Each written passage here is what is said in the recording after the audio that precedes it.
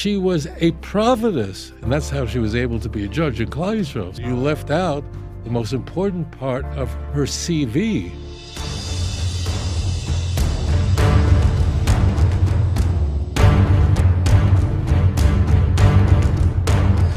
Okay, right on, DC. Go ahead with your question. You're live on the air. Hello, Rabbi. Going back to your first, or one of your other questions, I did want to know a little bit about why we don't go back to the system of judges. And they even had a female judge, and that reaches into my existing question, which is, if you've seen the movie Yentl from 1983, Barbra Streisand is definitely one of the most famous Jews in the world. And yet she's clearly making a statement that women should have a bigger voice, more power, in a way that I don't see portrayed, especially in Orthodox Judaism. And when I watch the director's cut, I see her putting on a tallit. Obviously the whole story is about her going to yeshiva and studying with the men and showing that she's just as smart as the men. And even my own cantor, she would wear a tallit and a kippah, and do things that you don't see in typical Orthodox communities. And even when I went to the Wailing Wall, I noticed that the men were allowed to come up to the wall, but the women, they were there, but they were behind, not allowed to come up to the wall. And so I just wanted to understand why those are the rules, why women aren't given that same equality, if the Bible isn't trying to say that women are inferior to men, and I'd just like your opinion on that. Good question. Sure. Don't be angry at me, but I don't know what synagogue you're going to. Women in the Jewish home are the leaders. Now, it should be stated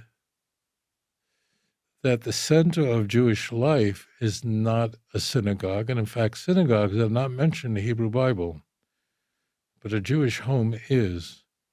And more frequently than not, it's the woman that gets it right. Not always, but it is the women. It's God tells Abraham, listen to your wife. She knows what's going on.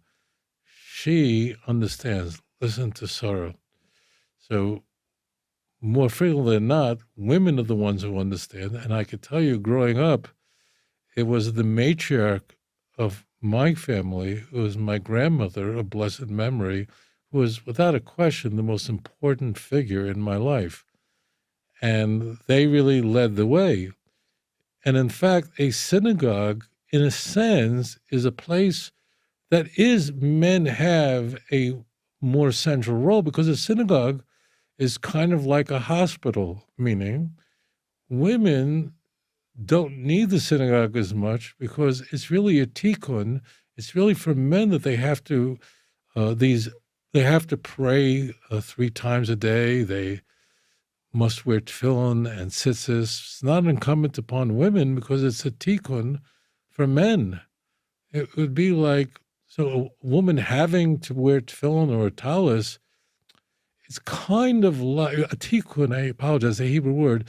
It's a repair for men, because women are regarded they're born perfect and they don't need circumcision.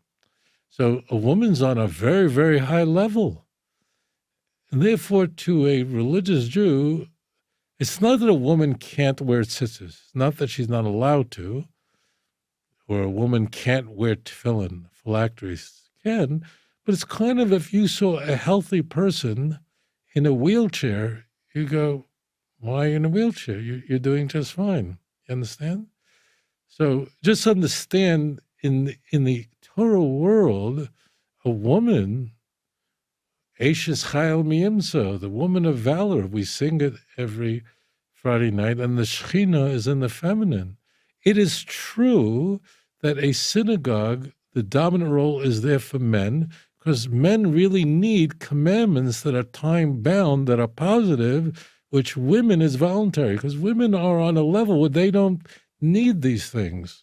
So to us, look, if I've encountered a woman who said, look, when I wear a talis, I feel closer to God, it raises me up, of course, go ahead. If you're saying, look, by me wearing a tallis, I feel closer to God, sure, there are such women. But all the women I grew up with, my family, none of the women would want to wear a tallis. And to the Orthodox man, look up to a woman, she is the Rabbin Shal Yisrael. She is the leader of Klal Yisrael. Now you talk about the Western Wall. Women not only have access to the Western Wall, there's a separation between men and women, and we see that in Zechariah 12, that men and women pray apart and mourn apart.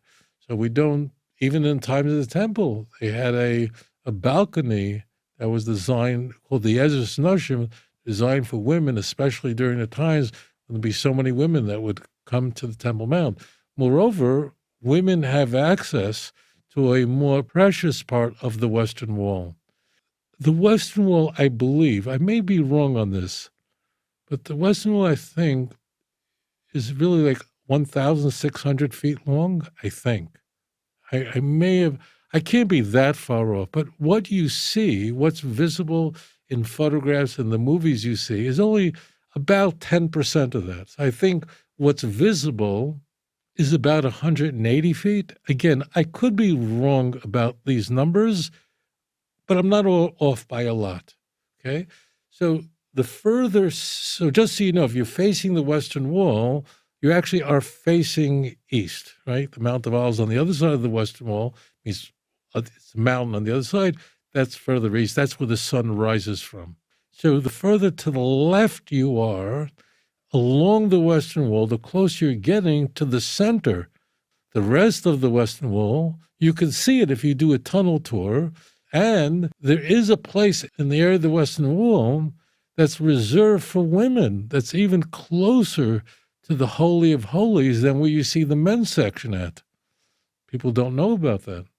So as it turns out, they have a special place further to the left, which is not visible. You have to go in through the side and enter in, and there's a place reserved dafka for women, so women can be very, very close to a more center part of the wall. Again, so if when you're looking at the Western Wall, you're only seeing approximately 10% of the Western Wall. The rest of it is under buildings that probably it could come from different periods, the Byzantine Empire, different periods, okay?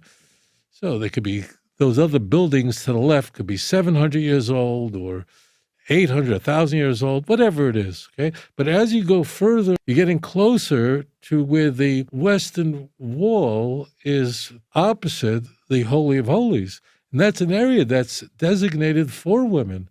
It was really quite the opposite, quite the reverse. Now, talk about Devera. Devera was a magnificent judge. We don't want the period of the judges back because we needed a more central authority in Klal Yisrael. In fact, the book of Judges ends. How does the book of Judges end? It ends with that everyone was doing what was right in their own eyes. That's how the whole book of Judges ends. The book of Judges really is devoted to explaining why the system of governance, whether it was a loose confederacy, was not good enough.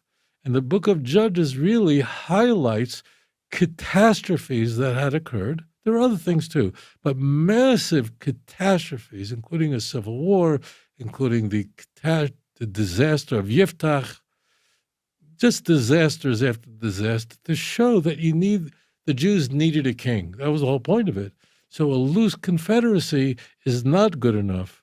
And that Devorah should be a judge, she's more than, you're pointing out that she was a judge, but the Navi, the prophets in Judges chapter 4, where we're introduced to Devorah, it says, Isha Neviah, that she was a prophetess. And that's how she was able to be a judge in Klal Yisrael. So I, of course, unintentionally, but you left out the most important part of her CV. And that is she was a Navi. She received prophecy directly from the Eibishter, directly from HaKadosh Baruch Hu. And that's what's very important. She was, of course, a very, very successful leader in Klal Yisrael. But just understand this. Women are in an Orthodox, because you talked about being in a synagogue where women are rabbis and wear talis. In an Orthodox synagogue is designed for the formal prayers at certain times, which men are obligated to observe. Women are not obligated. They can voluntarily. Men should not be looking at women during prayer times. So therefore, women are not within view of the men. There are different ways the synagogue arranges that. Women could look at the men because they're on a higher level. We're not worried about that. We're worried about men looking at the women during the time of prayer. So it's really quite the reverse. And the leader of a Jewish home, of a religious Jewish home, is the Jewish woman. She is not just the mother of the Jewish people, she's the Rabbon Shei Yisrael. She's the true rabbi of the Jews. And you have here in Israel, incidentally, you may have in America too, I'm not familiar with that, but you have women here who are great leaders of Rabbanit, and they're mamish, many of them are geniuses or giants. I've done shows with them, like Rebbetzin Cohen. She's a Rabbanit, she's a genius. I do shows with her. And where people are interviewing her and myself, and then when she speaks, I just hope she doesn't stop, because all she's doing is pouring out just tremendous, tremendous Torah. They have these giants, these women who are giants here in Israel, who are like Einsteins in Torah, really brilliant. So I think you're describing something that's heartfelt, but you are describing it from the perspective of an outsider. And I say, come to the inside, and you'll get a more flavorful, richer understanding of the role of Jewish women in leadership in the most sacred synagogue in Jewish life, and that's a Jewish home. Thank you for your question. If you enjoyed this program, please like and subscribe. אדון עולם אשר מלך בטרם כל יציר נברא לעת נעשה בחפצו כל